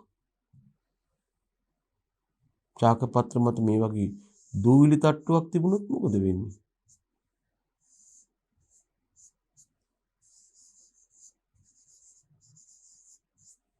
ඔයා මේ ශාක පත්‍රයට ද්‍රව වශයෙන් ලබා දෙන පෝෂක ස්තරයට ශාකේ පත්‍රය හරහා උරා ගන්න බැරි වෙනවා. පෝෂක ජලයේ දිය කරලා දුන්නාම මේක නිකන් තුනී තට්ටුවක් වශයෙන් ශාක පත්‍රය තෙත් කරනවානේ. හැබැයි දූවිලි ස්තරයක් තිබ්බොත් මොකද වෙන්නේ? දූවිලි මගින් මෙයා අතරමැදිව රැඳිලා පෝෂක උරා ගන්න එක වළක්වනවා. ඒ නිසා මොකද්ද අපි කරන්නේ ඉස්සල්ලාම මේ ශාක පත්‍රවල තියෙන දූවිලි වේ නම් ඒවා සෝදා යවනවා. ඒකයි මේ කියලා තියෙන්නේ මෙහිදී මුලින්ම ශාක පත්‍ර මත ඇති දූවිලි වැනි අපද්‍රව්‍ය ජලය යැවීමෙන් සෝදා ඒ ජලයේ වැක්කිරෙන්න හේවත් ඉවත් වීමට ඉඩ දෙනවා. ඊළඟට පත්‍ර මතට තනුක පොහොර මිශ්‍රණ දානවා. හැබැයි මෙහෙම එකක් තියෙනවා. එහෙම දාලා අපි නිකන් ඉන්නේ නැහැ. ඒ දාපු ද්‍රාවණයේ තියෙන පෝෂක වලට ශාකයට උරා ගන්න යම් ප්‍රමාණවත් කාලයක් ලබා දෙනවා. හැබැයි ඊතරින් පස්සේ වැඩිපුර තියෙනවා නම් ලවණ වර්ග ඒවා ශාකයට දිගටම තිබුණොත් විෂ වෙන්න පුළුවන්. එමගින් පත්‍ර පිලිස්සෙන්න පුළුවන්. ඒක වළක්වන්න මොකද කරන්නේ? ආපහු ජලයෙන් සෝදලා යවනවා. එහෙනම් මේ ඍජු ආකාරයට හේවත් දියර ආකාරයෙන් පොහොර යොදද්දී ඉස්සෙල්ලාම දූවිලි ආදී ඉවත් කරන්නට ශාක පත්‍රයේ සෝදනවා. ඒ කරලා වැඩිපුර වතුර වැක්කිරුණාට පස්සේ නැත්තම් පොහොර ටික හෙදිලා යනවනේ. වැඩිපුර වතුර වැක්කිරලා ඉවත් වුණාට පස්සේ පොහොර ද්‍රාවණය ඉහිනවා. ඉහලා එයාගේ තියෙන පෝෂක ශාකයට උරා ගන්න. මොකද පත්‍ර හරහා උරා ගන්න පුළුවන්. යම් කාලයක් දෙනවා. දුන්නට පස්සේ ආයෙත් ඊතුරු ද්‍රව්‍ය අපි ෆ්ලෂ් අවුට් කරනවා කියලා සෝදලා දානවා. මේක ටිකක් කාර්යක්ෂම ක්‍රමයක්. අපිට කියන්න පුළුවන් කලින් යොදාගත්ත ක්‍රම දෙකටම වඩා. පොහොර වැපිරීම හෝ පොහොර තැන්පත් කිරීමට වඩා මේ ඩිරෙක්ට් ඇප්ලිකේෂන් හෙවත් එක එල්ලේ පොහොරේදීම හෙවත් ඍජුව පොහොරේදීම හෙවත් ශාක පත්‍රවලට පොහොරේදීම කියන ක්‍රියාව වඩා කාර්යක්ෂමයි. ඇත්තම අපි කිව්වොත් එහෙම පොහොරේදීමේ ක්‍රමවලින් වඩාත්ම කාර්යක්ෂම ක්‍රමය තමයි මේ ඩිරෙක්ට් ඇප්ලිකේෂන් හෙවත් ඍජුවෙන් ශාක පත්‍රවලට පොහොරේදීම. මේකේ වාසි තියෙනවා. අර මම කිව්වේ ඒකයි අතරමැදියෙක් නැහැ. අර විදිහට පසහරහා නැතුව කෙලින්ම ශාකයටම පෝෂක ලබා දෙන නිසා වැඩි වඩා කාර්යක්ෂමයි. අතරමැදි උනේ. වඩා ඉක්මනින් භෝගයට පෝෂක ලබා දෙන්න පුළුවන්. ඒ මොකද පසහරහා આવොත් පසහරහා ගමන් කරන්න, පසේ දිය වෙන්න කාලයක් ගත වෙනවා. ඒ නිසා පෝෂණ ඌනතාවයක් වගේ ක්ෂණිකව ශාකයට පෝෂක ලබා ඌනතාවක් කරන මේ ඉක්මනට මගහරවන්න එපාය. ක්ෂණිකව ශාකයට පෝෂක අවශ්‍ය වෙලාවට ඒවා වළක්වන්න යොදන්න පුළුවන්. ඒ වගේම විශේෂයෙන්ම ශුද්ධ පෝෂක මම හේතුව කිව්වනේ. ශුද්ධ පෝෂක කියන්නේ පොඩ්ඩක් වශයෙන් ලබා දෙන ද්‍රව්‍යයක්. ශාකයට යොදන්නේ අවශ්‍ය වෙන්නේ අඩු ප්‍රමාණවලින්. ඒ වගේ අඩු ප්‍රමාණයක් පස කියන අතරමැදියට දුන්නොත් කොහෙන් කෙලවර වෙයිද කියන්න දන්නේ. ඒ නිසා මේ වගේ ශුද්ධ පෝෂක ලබා දීමට මේක තමයි වඩාත් ගැළපෙන ක්‍රමය. පස භාවිතයක් නොවන නිසා කම්කරු ශ්‍රමය අඩු වෙනවා. මොකද පස පාවිච්චි කළොත් පස බොරුල් කරන්න, පෝර දාන්න, වහන්න, වසුන් කරන්න විශාල කම්කරු ශ්‍රමයක් යනවා. මම නිකමට කියන්නේ මෑත කාලයක් වෙනකොට පොල් ශාකයකට අර අපි කතා කරපු අඩ පොහොර කවයක් කපන්න වියදම රුපියල් 200කට ආසන්න වෙලා තිබුණා. මේ වගේ එක කවයක් කපලා දෙන්න රුපියල් 200ක් ගන්නවා කම්කරුවෝ. ඉතින් අක්කරයක අපි ගත්තොත් පොල් ගස් 60ක් තියෙනවා කියලා. ඔයා නිකන් හිතන්න.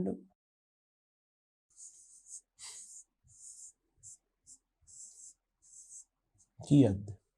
පොහොර දැමීමට යන කම්කරු ශ්‍රමය විතරක් රුපියල් 12000ක් වෙලා තියෙනවා. මේක විශාල වියදමක්. මේක 75 වුණා 100 වුණා 150 වුණා 200 දක්වා තමයි අවසාන කාල භාගයේදී පැවතුනේ. ඒතකොට මෙතනම ගිහිල්ලා තියෙනවා අපිට කීයක්ද ළමයෝ? රුපියල් 12000ක් මේ අක්කරයක පොල් ගස් 64ක් තමයි 60ක් කියලා හිතුවොත් ලොකු කම්කරු ශ්‍රමයක්. සමහරවිට අපි අක්කරයකට දාන්නේ පොහොර වලට යන වියදම මීට වඩා පොඩ්ඩයි වැඩි වෙන්නේ. අපි සාමාන්‍යයෙන් පොල් ගහකට කිලෝග්‍රෑම් 3ක් දැම්මොත් අක්කරයකට අපිට අවශ්‍ය වෙනවානේ එතකොට පොහොර කිලෝග්‍රෑම් 3 60 180ක්. ඒ කියන්නේ ආසන්න වශයෙන් පොහොර මිටි 4ක් කියලා ගමු. එතකොට දැන් මෑතක් වෙනකන් අපි ගත්තොත් පොහොර මිටියක් රුපියල් 5000කට පමණ මිලදී ගන්න පුළුවන්. ඒතකොට පොහොර මිටි 4 ගන්න 20000. දැන් නම් ඒ ගණන් වලට ගන්න බෑ. ඉතින් 20000ක් පොහොර වලට යනවා. මැටීරියල් කොස්ට් එක 20000යි, ලේබර් කොස්ට් එක 12000යි. මේක ලොකු වගයක්. නමුත් දැන් මෙතෙන්දී අර කෙලින්ම පොහොර දිය කරලා දාද්දි පොල් වලට මේක කරන්න බැරි බව මම පිළිගන්නේ. පොල් ගහේ නැගලා කරන්නේ. නමුත් අර එළවලු පළතුරු මල් වගේ බොහොම අඩු පරතරයෙන් වගා කරන ළඟින් වගා කරන භෝග වලට මේ ක්‍රමය හොඳටම ගැලපෙනවා. හැබැයි අවාසි තියෙනවා මේකට දිය රිසීමේ යන්ත්‍ර අවශ්‍ය වෙනවා. මේ දිය රිසීමේ යන්ත්‍ර කියලා අපි කියන්නේ ඊටාම සංකීර්ණ අර නැප්සැක් ආකාරයේ යන්ත්‍රම අවශ්‍ය නැහැ. අර සරලව ළමයෝ අර තියෙන්නේ මේ එයා ෆ්‍රෙෂ්නර් කියලා තියෙන්නේ. ඒවා ඉසිනවට වඩා ඒ වගේ ක්‍රියාකාරීත්වයක් තියෙන මේ හෑන්ඩ් ස්ප්‍රේයර් කියලා જાතියක් තියෙනවා. අපිට ඒකක් මගින් උනත් මේ වැඩේ කරගන්න පුළුවන්.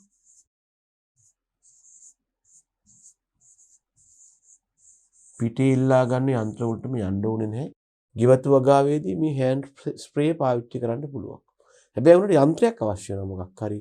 ඒ වගේම මේ පෝෂක ශාකවලට විෂ වෙලා පත්‍ර පිච්චෙන්න පුළුවන්. සාන්ද්‍රණය වැඩි වුණොත් හරියට සෝදා හැරියේ නැත්නම් මේ වායේ ගැටලු තියෙනවා. එන්න ශාකවලට පොහොර යොදන අවසාන ක්‍රමය ජල සම්පාදනය කරන විට ජලයට පොහොර මිශ්‍ර කර යෙදීම. මේකට අපි කියනවා fertigation with irrigated නැත්නම් irrigation water කියලා.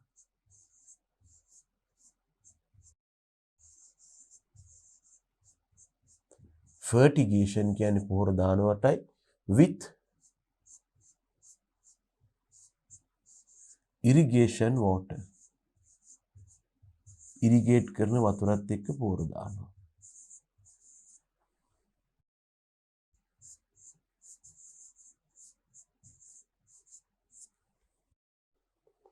වගාවට යොදන ජලය සමග පොහොරද මිශ්‍ර කරලා යොදනවා. හැබැයි මේක සෑම ජල සම්පාදන ක්‍රමයකටම අපිට යොදා ගන්න බෑ. මේක ගැලපෙන්නේ බිඳු එහෙම නැත්නම් විසුරුම් වැනි මේ දෙකක් විසුරුම් වැනි ජල සම්පාදන ක්‍රම සමගයි.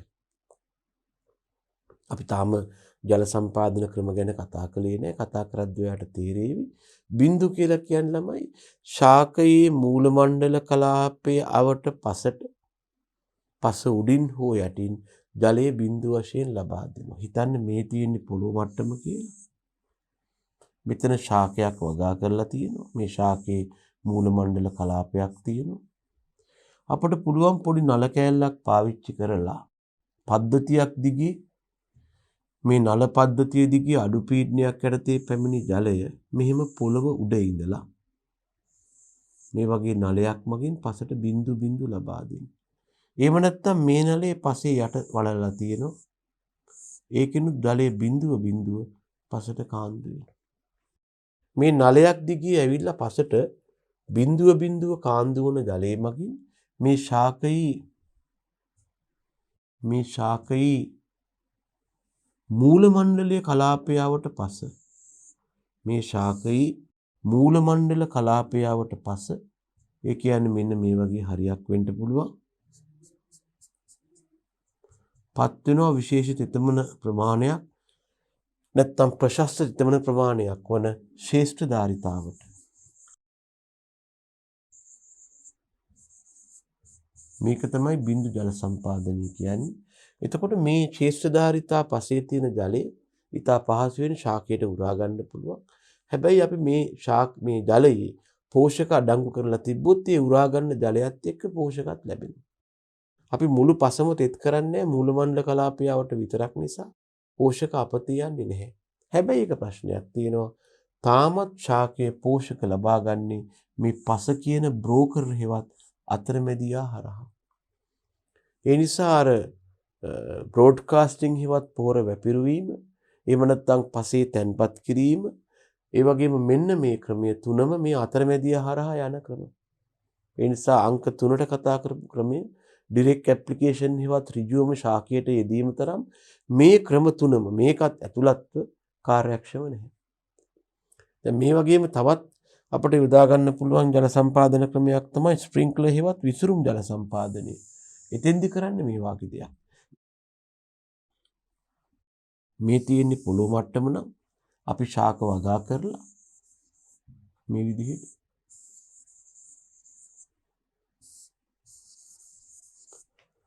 අපි පාවිච්චි කරනවා මේ වගේ કૃතිම වර්ෂාවක් වගේ තත්ත්වයක් ඇති කළ හැකි ව්‍යුහයක්. මේවට අපි කියනවා රයිසලයින්ස් ඒවත් නැගුම් නල කියලා. මේ නැගුම් නලයේ කියන නලයේ කෙළවර තියෙනවා මේ වගේ ස්ප්‍රින්ක්ලර් හිස කියලා කොටසක්. මේකෙන් වතුර විසුරුමක් ගාලා ස්ප්‍රේ කරනවා. අපිට පුළුවන් මේ ස්ප්‍රේ කරන වතුරට කෘෂි රසායන මිශ්‍ර කරලා එවන්න. එතකොට ඒකෙදි කොටසක් පත්‍ර මතට පතිත වෙනවා. හැබැයි සුළු ප්‍රමාණයක්. විශාල ප්‍රමාණයක් ජලය බිමටත් වැටෙනවා. එතකොට බිමට වැටෙන ජලයේ පවතින පෝෂක ශාක මුල් හරහා ලැබෙනවා. පස කියන අතරමැදියා හරහා ශාක පත්‍ර මතට වැටෙන සුළු ජල ප්‍රමාණයේ තියෙන පෝෂක කෙලින්ම පත්‍ර මගින් උරා ගන්නවා.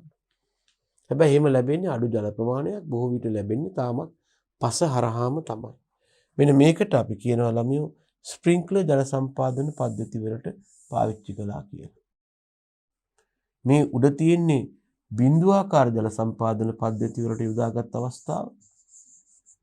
මේ තියෙන්නේ විසුරුම් හේවත් ස්ප්‍රින්ක්ලර් ජල සම්පාදන පද්ධති වලට යොදාගත් අවස්ථාව. ඒක තමයි ඔය කරලා තියෙන්නේ. ගැළපෙන්නේ බිඳු නැත්නම් විසුරුම් වැනි ජල සම්පාදන ක්‍රමත් එක්ක වෙනවා. මේකේ වාසි තියෙනවා ලොකු කම්කරු ශ්‍රමයක් වැය වෙන්නේ නැහැ. මොකද ජල සම්පාදන පද්ධතියට අපිට තියෙන්නේ මේ ජල සම්පාදන පද්ධතියේ තියෙන විශේෂ ටැංකියක්. ඔකට අපි කියනවා පෝෂක ටැංකිය කියලා.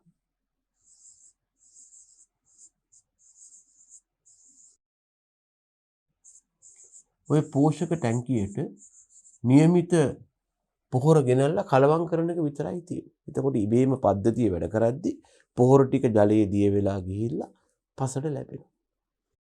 ඒ නිසා වැය වන කම්කරු ශ්‍රමය අඩුයි. පොහොර යෙදීමේදී පසට හෝ ශාක මුල් වලට පස බොරුල් කිරීමක් කරන්නේ නැහැ. බාධාවක් ඩිස්ටර්බන්ස් එකක් අවමයි. ඒ වගේම වඩා හොඳින් පොහොරට ප්‍රචාර දක්වනවා. මොකද ජලයත් එක්කම ලැබෙනවා.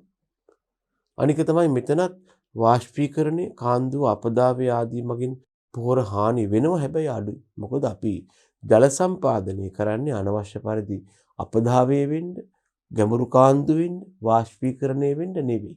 ප්‍රශස්තව ජල ප්‍රමාණය හසුරුවනවා. අනික තමයි අපිට මේ ඩ්‍රිප් වගේ ක්‍රමයකදී හැම ගහකටම ඒකාකාරව පොහොර යොදන්න පුළුවන්. ඒ නිසා තනිකර පොහොර නෙවෙයි. පොහොරත් එක්ක ජලයත් ඇවිල්ලා තියෙන නිසා මේ ක්‍රමේ වඩා කාර්යක්ෂමයි. අපි කතා කළේ කෙලින්ම නැත්නම් ජල සම්පාදන පද්ධතිය ඔස්සේ පොහොර දීමේ ක්‍රමවල වාසි ගැන.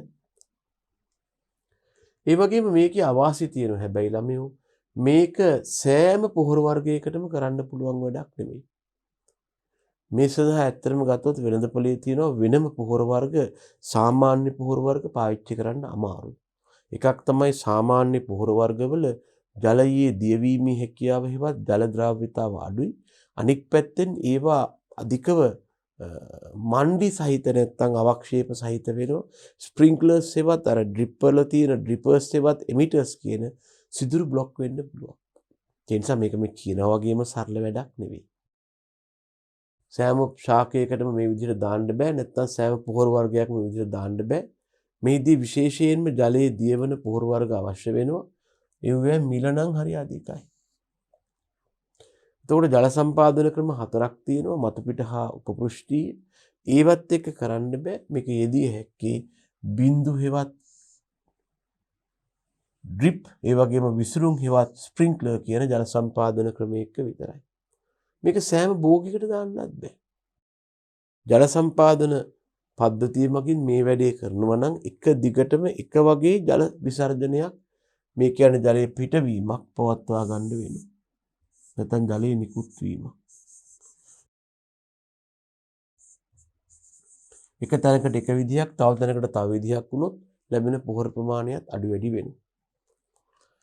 මේ තියෙන පොහොර මගින් අපි මොනවා කිව්වත් ජල සම්පාදන පද්ධතියේ නල අවහිර වෙන්න පුළුවන්. මේකේ ලෝහමය කොටස් තියෙනවා නම් ඒවා මලකඩ කන්න බලන්න. ඊළඟට දැන් මේ පෝෂක නැති නයිට්‍රජන් ෆොස්ෆරස් ආදී මේවට හරි කැමති කවුද? දිලීර, ඇල්ගී, දියසෙවිල වායු කට්ටිය ප්‍රතිඵලය වෙන්නේ අපි ජල සම්පාදන නල පද්ධතිය තුළ දියසෙවිල් හැදෙන්න බලනවා මේ පෝෂක ප්‍රවාහනය කිරීම නිසා. අපි මේ දක්වා කතා කර හිටිය දරුවනේ යම් භෝගයකට පොහොර යෙදිය හැකි ක්‍රම පිළිබඳව. අපි ඉස්සෙල්ලම කතා කළා ඵලදායීව පොහොර භාවිතා කරනවා කියන්නේ 4R සංකල්පේ. ඒ වගේම අපි කතා කළා මේ යටතේ වගාවකට පොහොර යෙදීමේ ක්‍රම ගැන. ප්‍රධාන පොහොර යෙදීමේ ක්‍රම 4ක් ආවා. එකක් තමයි මොකක්ද? තනි ඉරක් වශයෙන් පොහොර දාන එක, තීරුවක් වශයෙන් පොහොර දාන එක, කවයක් හෝ අර්ධ කවයක් වශයෙන් පොහොර වලලාන එක. එහෙම නැත්නම් අංග 4 තමයි ජල සම්පාදන පද්ධතිත් එක්ක පොහොර ජලයේ මිශ්‍ර කරලා යවන එක. හොඳයි. අපි එහෙනම් මේ දක්වා කතා කළේ වගාවකට පොහොර දීමේ ක්‍රම ගැනයි. ඊළඟට අපි කතා කළ යුතු වන්නේ නැත්නම් පොඩි විරාමයකින් පස්සේ කතා කරන්නට යන්නේ අනිසි විදිහට පොහොර දුවහම වෙන්න පුළුවන් දේවල් ගැන.